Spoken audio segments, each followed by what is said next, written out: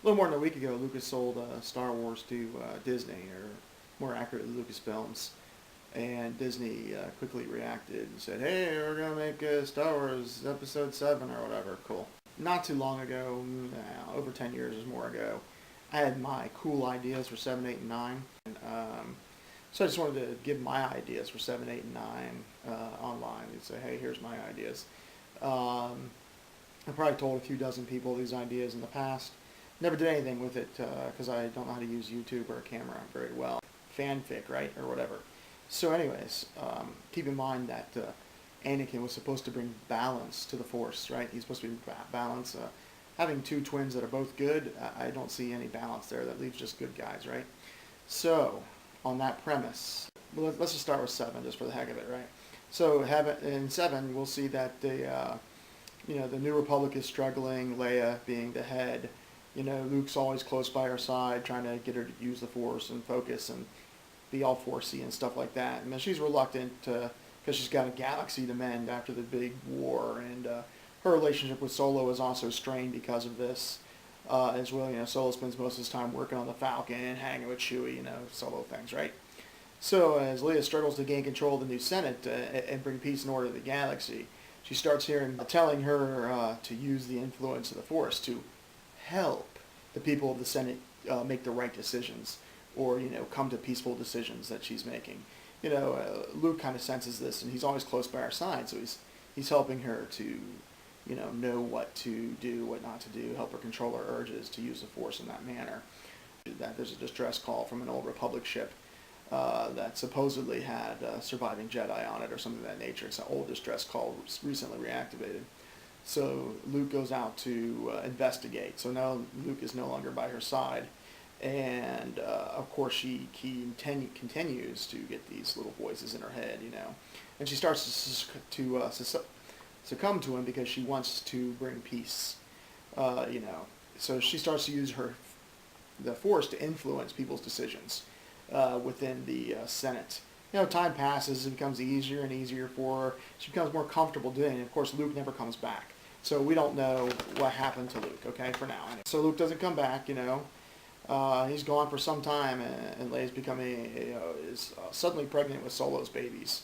We'll stick with the twins because I like that idea from Zahn. And on many worlds, there's civil unrest because of the decisions that the Senate's been making, due to some of those decisions influenced by Leia. And the voice starts telling her, you're never going to be able to maintain peace without an army. You're going to need to build a militia or a military to keep this peace and this new republic of yours in existence. So she gets, we'll just say, somehow a set of coordinates. So she goes to the Falcon because she needs a fast ship, right? The fastest ship. Chewie's on there working, he's like, roar, or whatever Chewbacca's say. I know they're Wookiees. And and she's like, no, I need the ship. And he's like, I'll go with you. And she's like, no, just let me tell Han. And he keeps bugging her, like, I'll go with you, let me get Han, you shouldn't go, you're preggers. And she gets angry and, uses anger force pushes Chewbacca away from her, slams it against the wall, and then pretty much just chokes him off the ship and throws him off the gangplank. Boop, closes the doors, woo, flies away, okay? So she takes the Falcon, Chewie's left for dead. Is he dead or not? I don't know, maybe. So at this point, she flies off and she arrives at whatever her intended location, where there's a remnant of the Empire or a clone facility, something of that nature, where she can gain power and military force. They question her authority right away, but her little force lightning and chokes that she's developed from her anger and the dark side that's been swelling inside of her take over, and she's able to do that. And so without hesitation, after she strikes down the opposing officers, everybody starts listening to her. And all right, so now she's in control of what was the Empire, and close to giving birth. She gives birth to her twins. We'll just say a boy and a girl for the fun of it. It could be 2 boys, it could be 2 girls. Doesn't really matter, I don't think, at this time. She immediately starts training them in the ways of the dark side, or the Sith. An example, 2 babies, 1 crib, 1 bottle for feeding. The strongest one's going to win out and get that bottle. So There's still Luke in 7 and still some other pieces, parts to go with 7. But anyway, jump into 8, which will be 15 or so years later. Episode 8, the Empire is under Darth Septus. I don't know, it's just a name I threw out there. Who knows what her chosen name's going to be. The Empire is under control of this Darth, and at this point in time, Episode 8, that Darth has a new general, and she's or he is, our master says we can't let Solo join the Republic. So their main thing is to get Solo with them, capture and or kill Solo.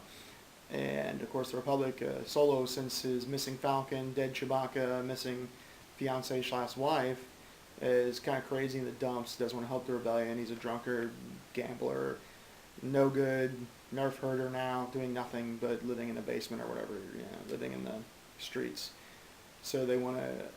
So the Empire, new Empire, doesn't want him recruited by the rebellion because it will spell the end of their new era if they allow this to happen. So that's kind of the premise of 8, where the recruitment and or death of Solo. Since this new general takes over the new Empire's forces for Darth Septus,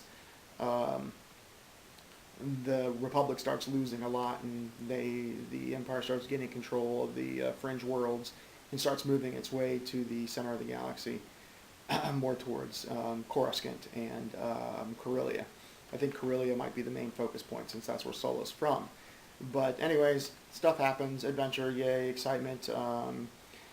But towards the end, the Falcon's going to show back up with Luke piloting and his young Jedi Padawan, as we learned the term from the first 3 episodes, 1, 2, and 3, his apprentice. Are going to show up at the scene, save Solo, and start getting the Republic back together with Luke and his new apprentice that we're introduced to, which you'll probably see earlier in that episode, or in a fanfic if I ever write one or something fun like that, right? Okay. So episode 9, the Empire and the Republic has major conflicts, Luke's new appearance, he's going to confront his sister, but as Luke has always been hopeful like he was with his father, there's still good in her, I can help her, blah, blah, blah. Ever faithfully, he wants to bring her back to the light, but his apprentice is like, nah, he's not so sure, maybe, I don't trust her like you trust her, Luke, we got to stop her. So anyways, that's pretty much what I've come up with for the end of the actual story for those 3. I know that was a really brief description. Any questions, just ask. Any just flame me, whatever. I'm sure you would. Also, I was thinking that with that kind of premise, you could start off with episode 8, just with the new general or admiral or whatever of the Imperial fleet, Armada fleet, whatever, armies, bashing down the new Republic and encroaching on the territories, and you're like, oh, who's this new emperor? What's going on? And then you can do 9 and then 7. In tradition of episode 4, 5, and 6, and 1, 2, 3. Showing those guys in mid to end to beginning order, just for, the old nostalgia's sake. Or you can just do 7, 8, and 9. Whatever. Anybody else have cool ideas for 7, 8, and 9? Post them.